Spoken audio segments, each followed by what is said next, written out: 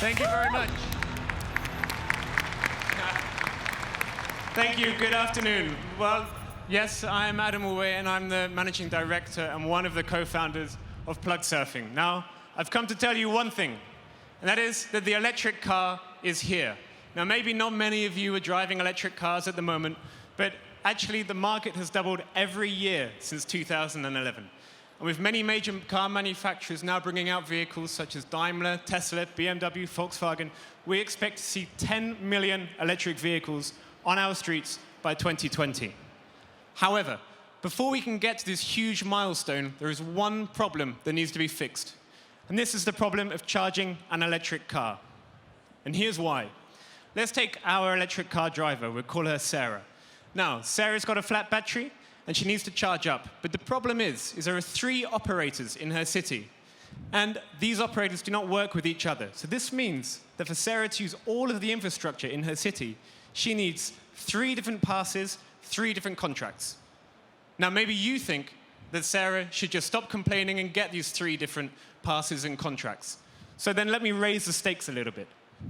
In Germany, where we are from, there are more than just 3 operators. In fact, there are many more. There are 70 different operators, which means Sarah would need 70 different contracts. If she then wanted to go further abroad into the Netherlands, into Belgium, Luxembourg, she would need over 100 different contracts and charging passes, which is an incredibly inefficient way of bringing about this new innovative technology. Now, luckily for Sarah and luckily for us, there is a $1 billion solution to this problem. And here's how we think it should be at Plugsurfing.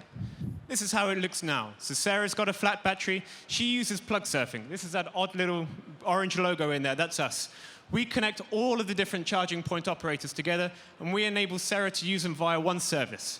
We do this with an app, which she can download for free. She then puts her credit card details in or her PayPal details, and suddenly she gets access to over 15,000 different charging points wherever she goes. We currently operate this in 5 different countries, and we work with all the major energy providers there and charging point operators, including the names that you can see throughout the bottom.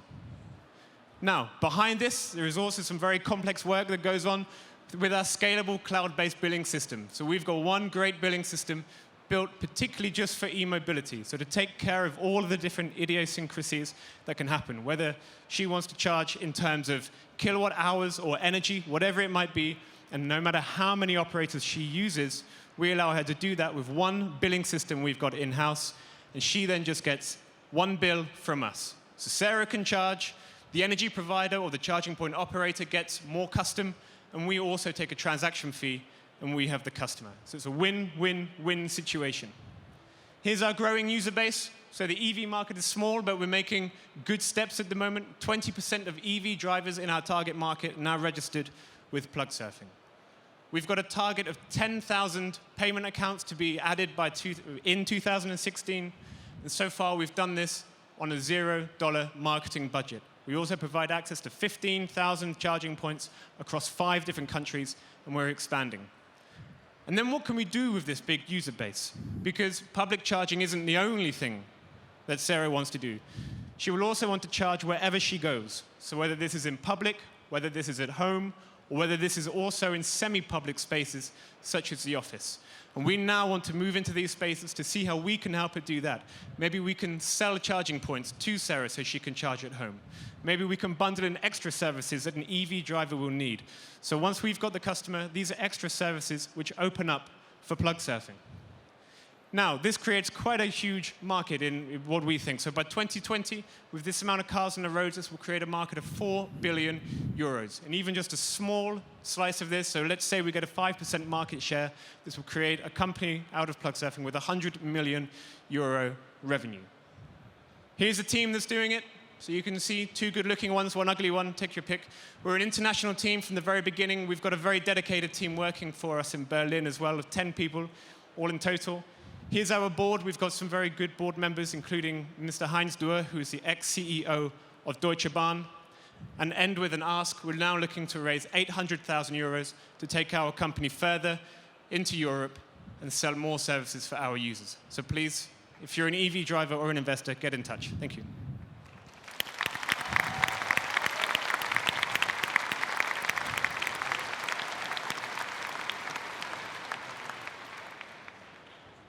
So you get extra points for finishing 17 seconds early. That's nice. So question, you showed your market as being 4 billion euros. Is that the value of the electricity that goes through the system? No, it's the electricity is in there, of course, but it's also the value of affiliate marketing infrastructure to all of our users. So we just see ourselves as a software platform. We've got the user at the moment. We want to sell other services. We can take an affiliate market revenue share from that, and we value that at 4 billion euros by 2020. So what's the fee that you take on the charging side? This can vary at the moment. So the industry is very early. It's being disrupted, so there's no real standards. So it varies quite heavily from, say, 5% for some charging for some charging transactions, up to 20% for other charging point operators. We essentially, as a company, have to negotiate better fees with our charging point operators, and we do this by increasing our user base. So the 4 billion is the value of the fees plus the affiliate marketing? Correct. Thank you. Can you tell us something about how active are your customers? You said that you have a huge pile of them already. What kind of metrics do you have? Yes, so our customer base is growing quite substantially. So we have around about 25% of our users that download the app convert into paid users at the moment. We also see that they use Plugsurfing to charge in public, let's say around about twice per month on average. But we're also very aware that public charging is really a luxury for a lot of people. So we don't really measure the metrics that closely on that. We rather see it as having the customer and then seeing what else we can do with that customer. Hi, congratulations. It's obviously it's an exciting project. I just want to focus in on the zero marketing, which we love. How far can you go on zero marketing, and what are you doing that you think you can keep going without spending money?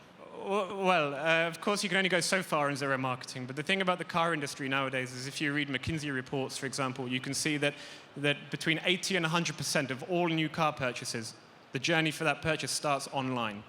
No longer at the dealer, no longer elsewhere, online. And the great thing about the online space is when you've got a good tech-savvy team based in Berlin, then you're able to break into that. You're able to get through to the user by finding the multipliers in the community and by going on forums and doing all these low-cost activities. So this is why we've managed to get where we are, where we're in a very good competitive position right now, and we've done this without spending any marketing. Of course, the marketing will need to come in future, but maybe we need the market first as well, and this is what we're waiting for the electric car market to come. Okay. And then a separate question on the... We're very short on time, so very quick. Okay.